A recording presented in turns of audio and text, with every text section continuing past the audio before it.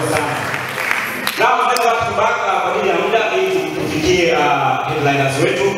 Sasa ile kwa ya tunataka kuchezea nyingine inaitwa Kevo. Kwa tafadhali napiga kwa. Yeah.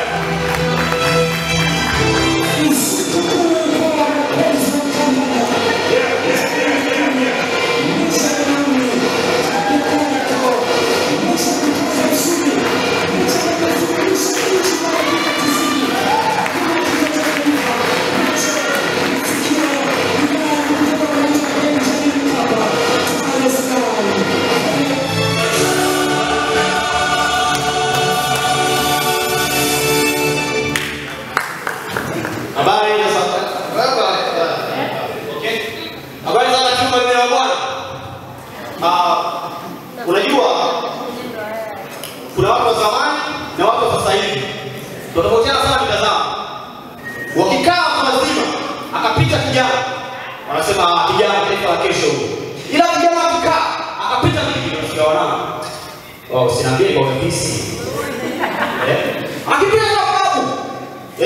Babu ana maisha yake pa. Anamwambia wao. Sio hivi.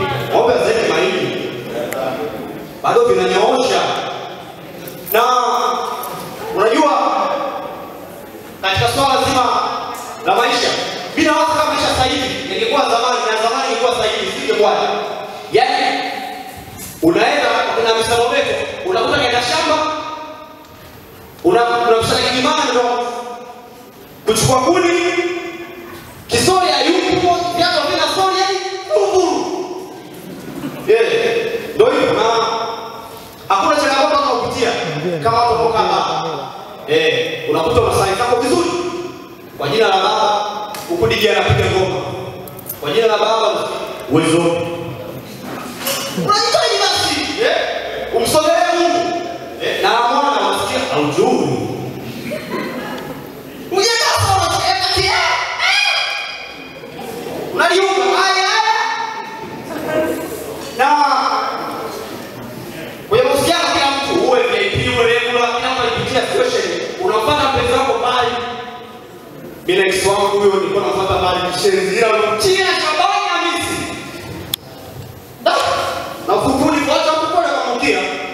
Na katika mahusiano kuna vitu vingi tunazekuwa wanaume. Yetu tunamsomesha mdada anamwambia eti naomba namba kama uko jana. Akijali.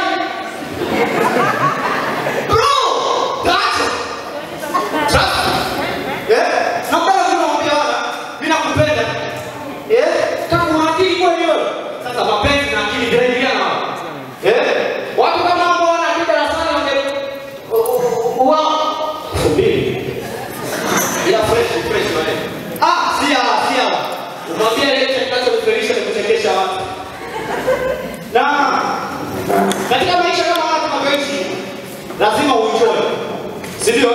Lazima uenjoy. Kuna situation maisha yanakupiga, unataka kupanda daladala, unanauli kuhusu na 400. Unamwelekeza kona, na 400. Kumbe sio kona, wewe unapiga debe.